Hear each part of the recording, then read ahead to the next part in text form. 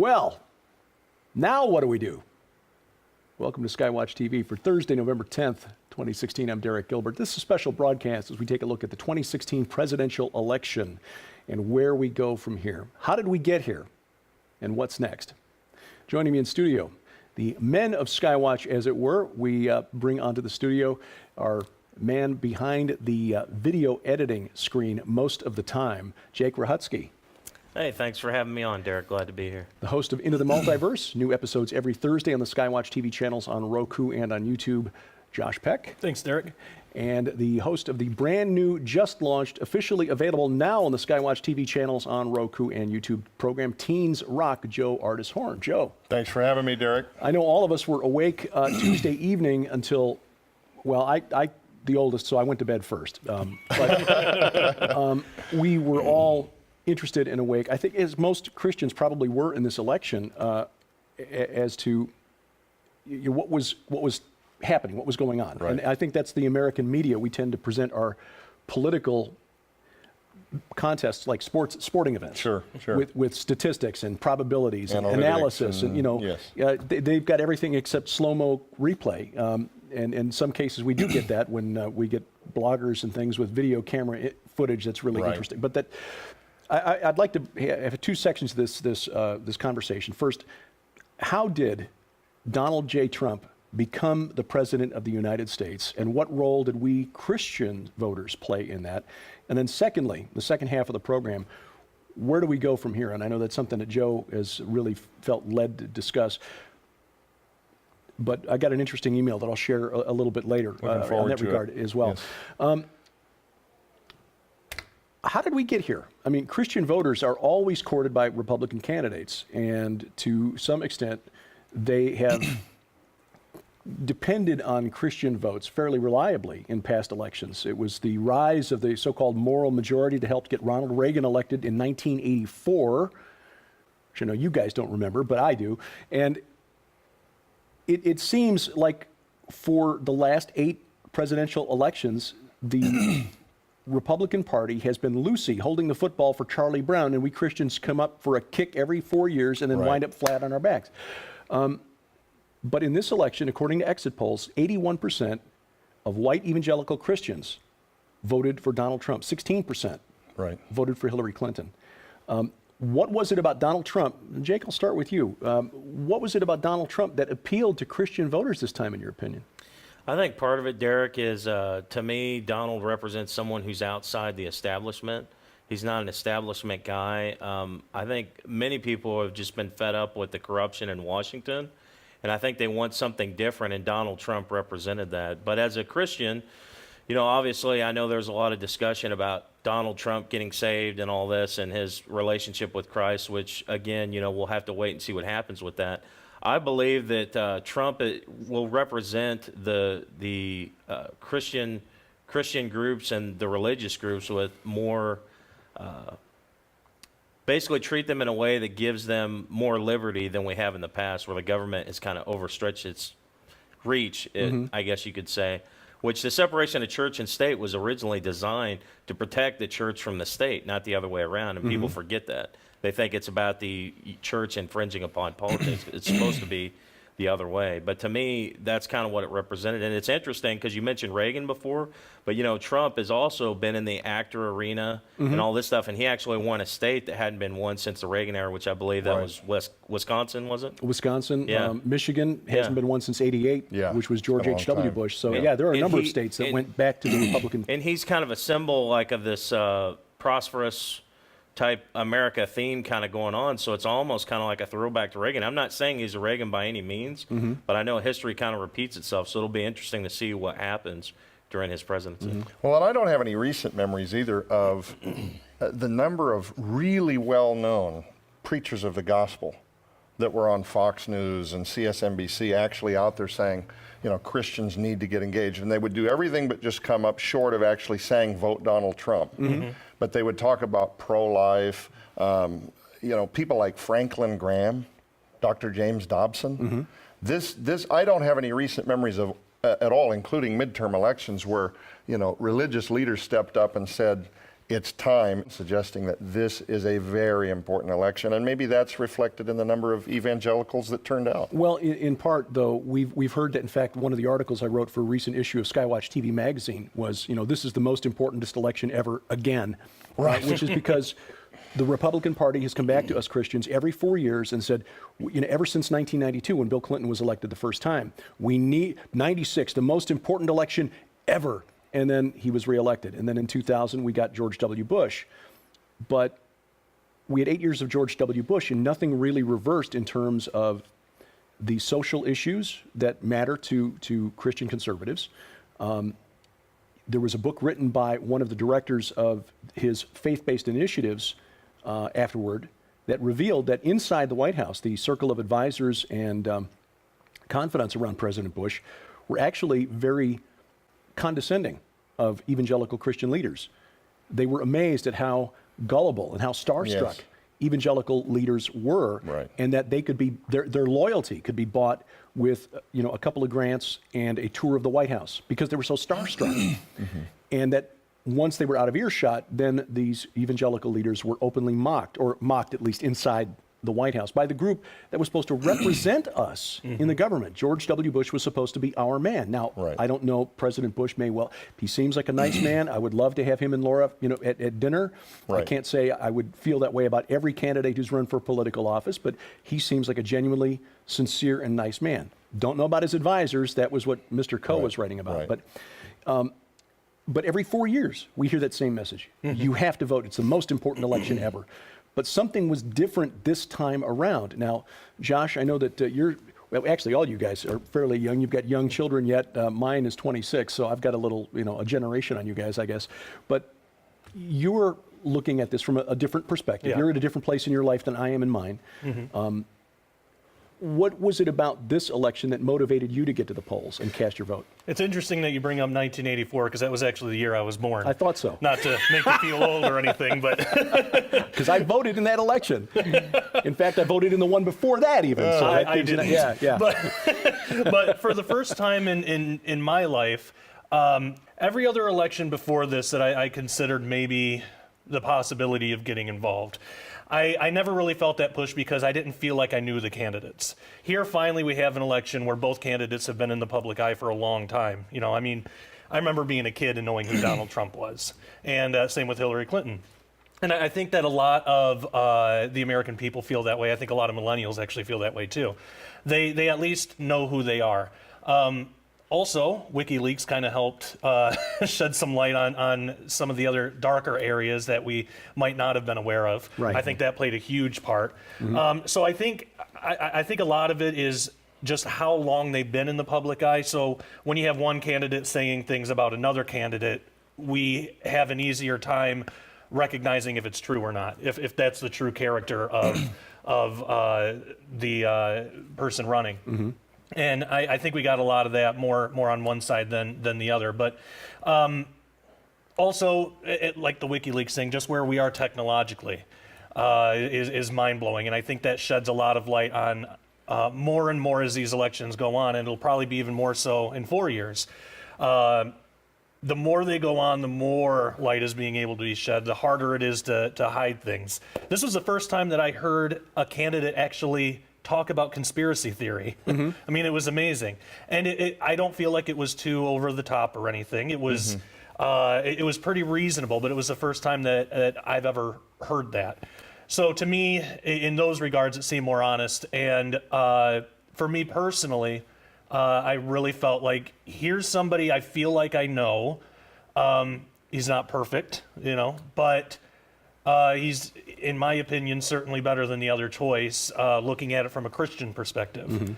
He seems to hold way more Christian ideals than Hillary Clinton does. Well, the Supreme Court and the sanctity of life. Yeah, And those are the two biggest, I had a lot of interactions with my dear Christian friends that I've known for a long time, and I fully understand that a lot of them had a very hard time talking themselves into holding their nose to vote for Donald Trump. And then, like to Josh's point with WikiLeaks, and people are seeing, into what many, I saw a meme the other day that says it best. And I laughed out loud, but it was kind of true. It says 2016 was the year that all the conspiracy theorists were validated. You know what I mean? Because for the first time, we have a candidate who's calling the system rigged. He's taking on the media. And here's the thing. One of the things that I viewed as potentially evidence of Donald Trump being a real outsider was the fact that he got so hit by the Democratic establishment as well as the Republican establishment and the media, all the special interests, the banks. I mean, essentially the only people that wanted this guy president were Americans. I mean, civilians, private citizens. It felt like something huge was at stake. Yeah. It is interesting when you look at the exit poll data, again, the biggest disparity between one group and another, or for one candidate, white evangelical or born-again Christians, 81-16 in favor of Trump.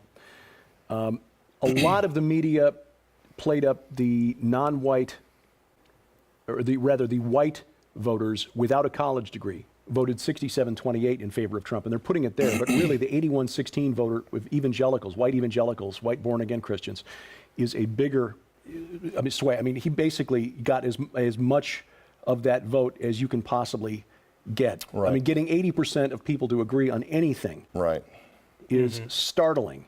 And not only the higher percentage, because this shift was, over the previous election, was 8 points better than Mitt Romney did in 2012, but the number of white evangelicals who came out to vote was much higher than it was in 2012 as well. Just one quick question before we go to break, because this is something I've been pondering. A good friend of mine who's a solid Bible-believing man, very intelligent, PhD, wrote a long essay on why Christians were making a mistake by voting for Donald Trump. My sense is, and I don't want to put words in his mouth, but my sense is that he was put off by Christians who were trying to sell Donald Trump to fellow Christians as one of us. He's one of us. Because we can look at Donald Trump's life, and he's lived it in the public eye. And when you do that, you're going to open yourself up to criticism. But of course, he didn't help himself by appearing on the Howard Stern radio show, which is like locker room talk broadcast to the world. Developing casinos, sponsoring the Miss Universe pageant, all those things. Several, his relationships with women and divorces, and all of those things. I get that. I understand that. But why do we as Christians think that we need to vote for somebody who embodies Christian ideals? I mean, we don't do that when we decide which car to buy. Do we look at which company is owned by Christians and which salesman is the most Christian? Well, maybe we do as far as the salesman, but what about the guys in the factory? I mean, we're putting money in the pockets of people who might not. Now, when we vote for the President of the United States, we're voting for somebody who's going to administer civil government. He's supposed to administer the laws passed by Congress.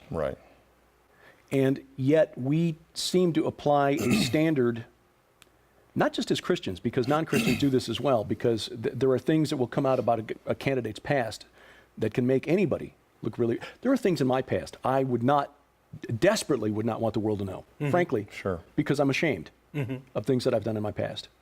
Every candidate has to go through that. In fact, I had a college professor once said, no one in their right mind would subject themselves to the scrutiny you have to endure to run for president, which means by extension, only insane people run for president, which explains a lot about why we have the government that we have. But let me just very briefly, just a thought. Should we be, as Christians, going forward, since this election we hope is settled, looking at the faith of the candidate as a deciding factor on whether or not we can support that candidate?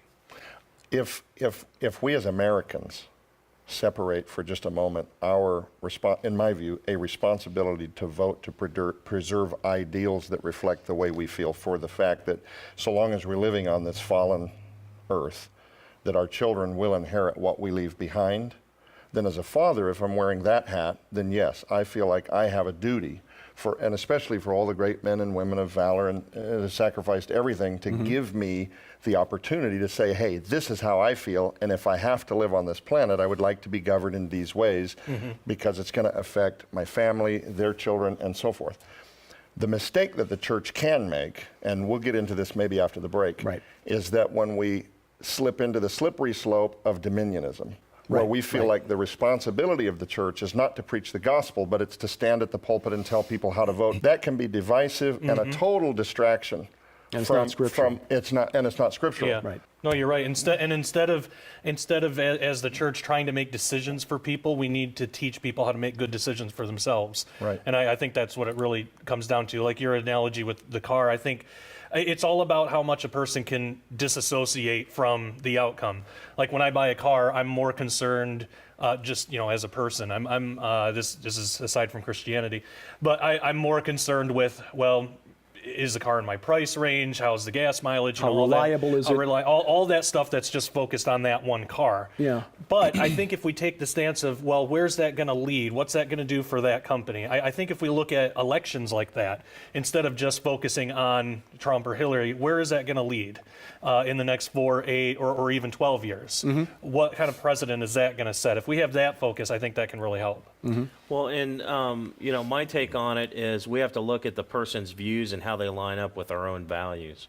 So, like, just because someone claims they're a Christian, to me, yeah, I'm not going to go vote for that person just on that, but what are their values? So, like, for me, one of the biggest issues, pro-life, pro-choice. Amen. So many babies in this country have been murdered, and I heard a preacher one time say that the Civil War was actually in response to the blood of the slaves in America, that had basically been abused by the hands of Americans, that the Civil War came about as a result of that, meaning like that's God's judgment. And it may be true, but if you think about that, and now think about all these unborn babies that have been murdered over the years, at some point, God has to answer that blood that's been spilled. 50 million. We have a my huge gosh. responsibility to vote for the people that are going to help put an end to this. Well, I think you guys make good points. We will look at somebody like a Donald Trump and say, based on his past history, he can't be a Christian because his life hasn't borne those fruits. And yet, we look at the policy positions that he's taken on appointing Supreme Court justices that hold to a strict constitutional, a very conservative interpretation of the Constitution. In other words, not trying to make it say something it doesn't say. And the people that he's stacking around himself. Mike Pence. Yes. He stands before the nation on message for the last 30 days, and every time he gets to speak at a rally, he says, and if you're that type of person who has this other kind of faith, if my people will humble themselves Yes. Yep. and call on my name. Yeah. He's quoting scripture. When's the last time you remember that? Yeah. And having lived in Indiana and knowing people who know Mike Pence, people who are politically involved in Indiana Right. who know Mike Pence, they tell me, people I trust, that he is the real deal. Right.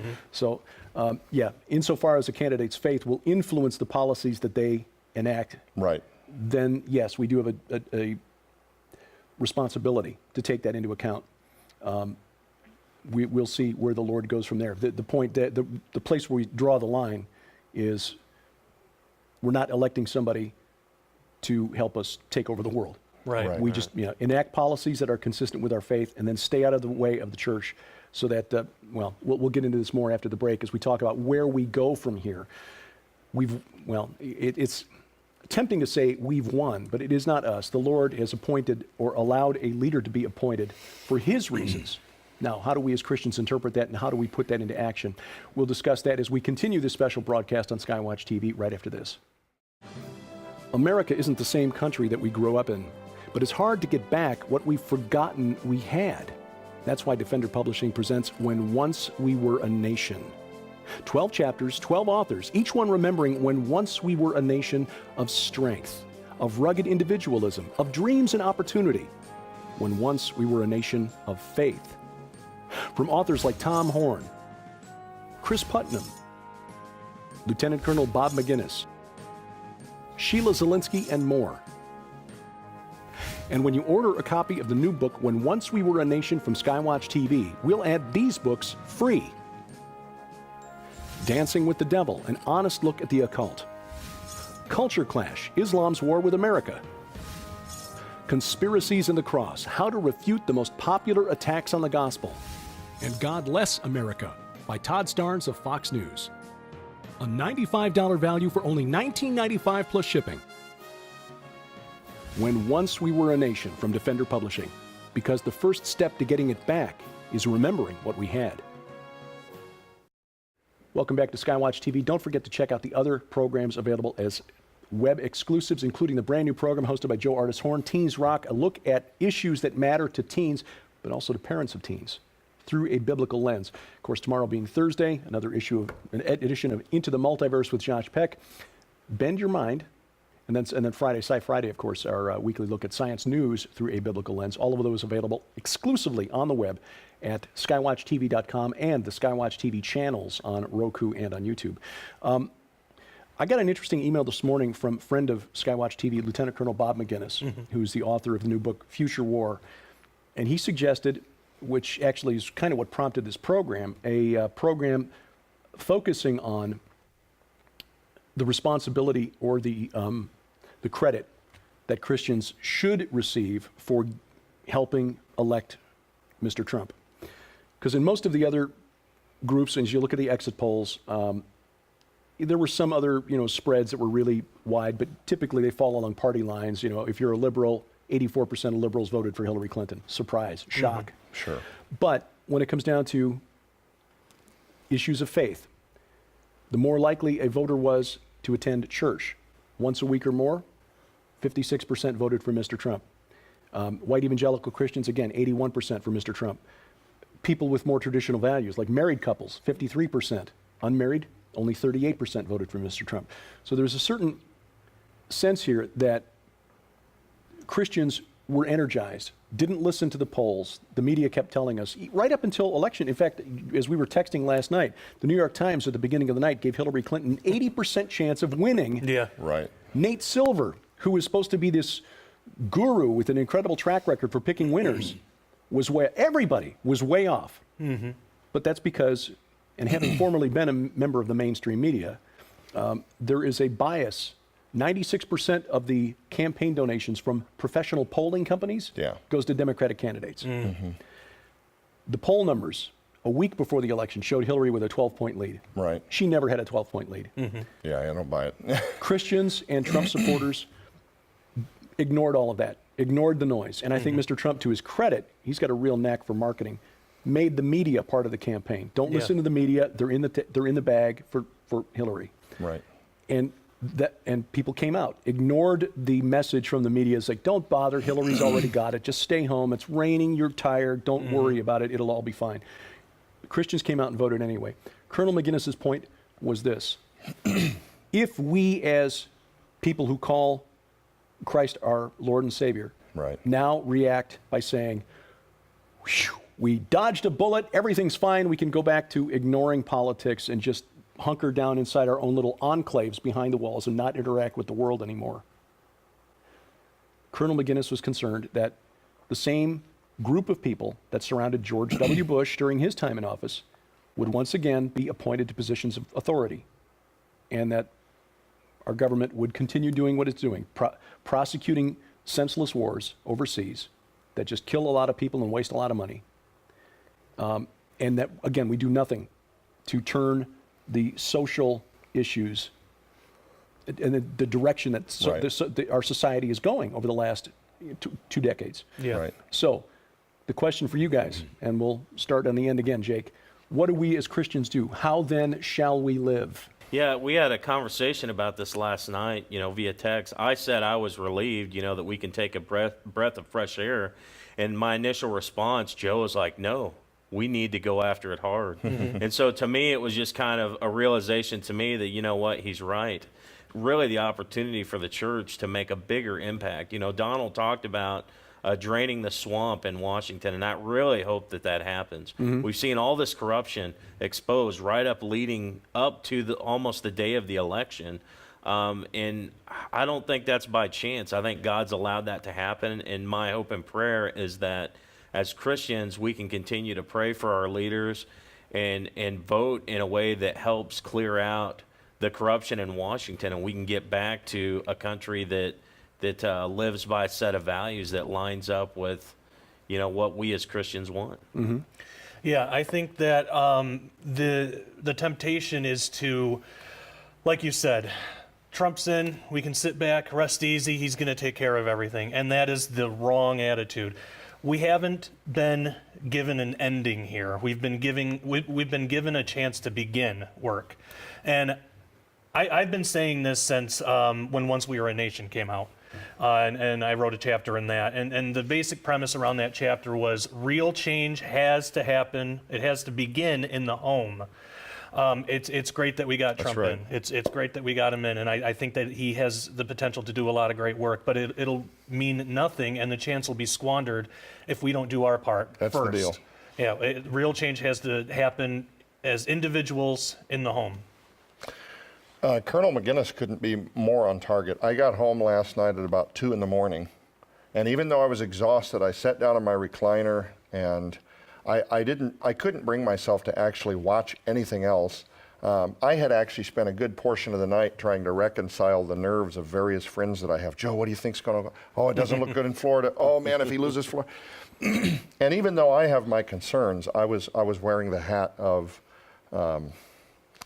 reconciliation, trying to give some peace. Hey, look, guys, even if the outcome is not what you think you want, God is, I've been quoting Michael Lake now ever since I heard him say this, but that God is playing chess and the devil is playing checkers.